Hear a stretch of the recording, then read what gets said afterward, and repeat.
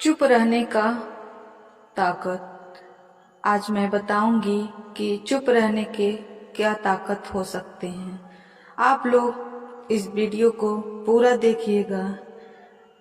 गौतम बुद्ध के ज्ञान के अनुसार गौतम बुद्ध ने कहा है, दुनिया की सबसे तेज छुरी हमारी जवान है और दुनिया की सबसे खतरनाक हथियार हमारे शब्द हैं, जो बिना किसी का खून बहाए लोगों को अंदर ही अंदर मार सकते हैं।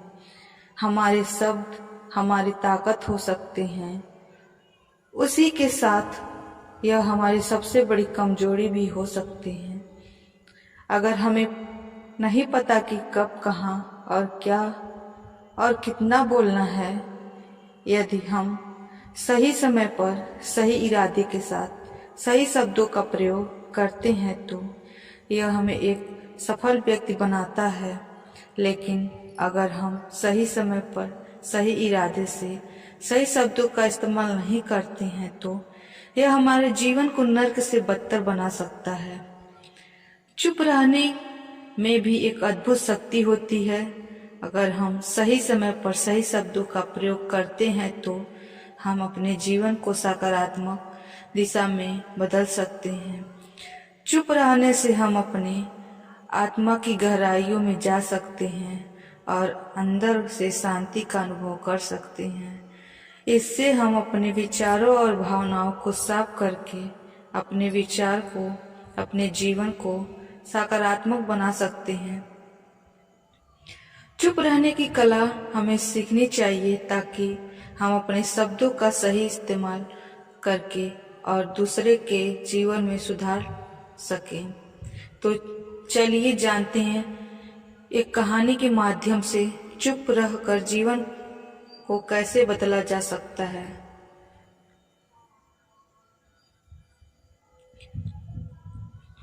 जापान में एक बहुत ही प्रसिद्ध बौद्ध भिक्षु रहा करते थे।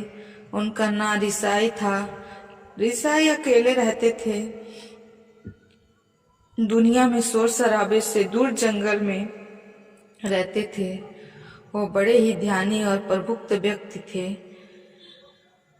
एक दिन एक राजकुमार रिसाई के पास आया और बोला, हे प्रभु, मैं हमेशा थका हुआ, निराश और परेशान रहता हूँ। मेरा मन बहुत अशांत रहता है। हालांकि मेरे पास सब कुछ है, दौलत, शोहरत, सुख, सुविधाएं, जो हर व्यक्ति चाहता है, यहाँ पाने की चाहत करता है, लेकिन फिर भी मेरे अंदर इतनी अशांति और चिंता क्यों है?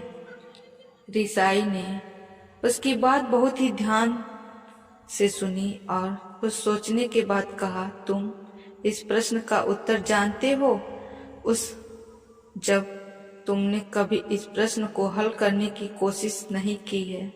रिसाई ने आगे कहा, मैं एक खोज करना चाहता हूँ।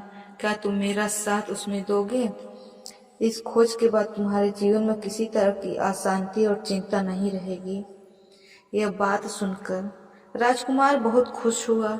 उसने रिसाई से कहा, बताइए मुझे क्या करना होगा? अपने मन के शांति के लिए मैं कुछ भी करने के लिए तैयार हूँ। राजकुमार की बात सुनकर रिसाई ने कहा, तो फिर अगले 15 दिन तक मेरे आश्रम में रहोगे और एक सामान्य व्यक्ति की तरह अपना जीवन व्यतीत करोगे और यह 15 दिन तक तुम अकेले और चुपचाप रहोगे। जितना हो सके कम बोलोगे। राजकुमार सहमत हो गए। पहले दिन राजकुमार को लगा कि उसका मन सामान्य से अधिक अशांत और विचलित है। उसके मन में तरह तरह के विचार आ रहे थे और वो अपना आम लोगों की तरह जीवन जीने में असहज महसूस कर रहा था और उसे अंदर से बोलने की चाहत हो रही थी, लेकिन वह चुपचाप रहा। उसके मुंह से एक भी शब्द नहीं निकला। अगले दिन वह वैसे ही पूरा दिन चुपचाप बैठा रहा। अगले 2-3 दिन बस वह चुपचाप बैठा रहा, लेकिन रात होते होते उसके मन के अंदर शांति का अनुभव होने लगा। उसके लिए अनुभव अजीब था। वह खुद से पूछ रहा था कि वो अंदर ही अंदर इतना खुश क्यों है। अगले दिन राजकुमार अकेला चुपचाप बैठा रहा और वह प्रकृति को निहारने लगा। वह फूलों को, पौधों को, आकाश में उड़ रहे पक्षियों को देख रहा था। वह अपने जीवन में पहली बार यह अद्भुत दृश्य महसूस कर रहा था कि इसके पास आसपास कितनी सुंदरता है। वह एक दिन भर प्रकृति की सुंदरता को निहारता रहता, ताजगी महसूस रहने लगता। इसी तरह 10 दिन बीत गए और वह मन की सारी बेचैनी, सारी हलचल और सभी प्रकार के तनाव गायब हो गए।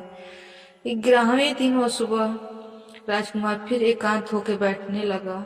कुछ ही मिनटों में उसकी आंखें अपने आप बंद हो गई। वह गहरे ध्यान में चला गया। वो पूरे दिन वही पर ध्यान लगा के बैठा रहा और गहरे ध्यान में डूबा रहा। ना कोई शब्द, ना कोई चिंता। राजकुमार भीतर से असीम शांति और आनंद से भर गया। राजकुमार अपने बाकी के 4 दिन उसी तरह व्यतीत करने के बाद ऋषि के पास गया और उसे प्रमाण मिल गया। बोला, हे भिक्षु महाराज, मुझे उत्तर मिल गया कि मैं इतनी उथल पुथल और चिंता क्यों था। मैं जान गया कि मेरा मन इतना अशांत और विचलित क्यों था। ऋषि ने मुस्कुराते हुए कहा, बताओ क्या उत्तर मिला तुम्हें। राजकुमार ने कहा, मैं जरूरत से ज्यादा बातें कर रहा था। मैं किसी पर भी अपने शब्द और ऊर्जा का व्यर्थ कर रहा था। मैं दिन भर अपने लोगों से फालतू बातें करता और अकेले मैं ही उन लोगों के बारे में सोचता था। ज्यादातर हम नेगेटिव बातें सोचा करते हैं, तरह तरह के। मैं अपना समय बर्बाद कर लेता था। ज्यादा बोलने और नेगेटिव सोचने से मेरा मन अशांत और बेचैन हो गया। इसी वजह से मैं किसी काम को ठीक से नहीं कर पा रहा था। इसी की वजह से मैं हर काम में असफल होने लगा और फिर इतनी लगातार मिलने वाली असफलताओं की वजह से ही मैं उदास और चिड़चिड़ा हो गया। उन्हीं सभी चीजों की वजह से मेरा जीवन बर्बाद हो गया। 15 दिन में मेरे पूरे तरह के अलग अलग थे। कुछ अलग ही एहसास यहाँ पर हो रहा है। अब मुझे ऐसा लग रहा है मैं अपना जीवन पूरी तरह से जी रहा हूँ, लेकिन इसके पहले मैं अपना जीवन गलत तरीके से जी रहा था। जीवन में खुद को जानना और समझना बहुत जरूरी होता है, जो मैंने पिछले 15 दिनों में अनुभव किया है। राजकुमार की सारी बातें सुनकर ऋषि ने कहा, सिर्फ तुम ही नहीं, दुनिया में ज्यादातर लोग जरूरत से अधिक बोलते हैं।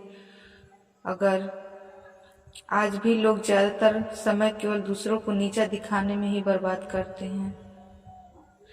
ऋषि ने राजकुमार को चुप रहने का महत्व समझाते हुए कहा, एक बार गौतम बुद्ध ने अपने शिष्य से ज्यादातर चुप क्यों रहते हो, तब बुद्ध ने चुप रहने के फायदे को समझाते हुए, चुप रहने से व्यक्ति अंदर ही अंदर अशांति, अनंत शक्ति और गहराइयों में होता है।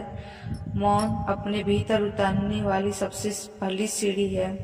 मौन के बिना खुद को जानना असंभव है।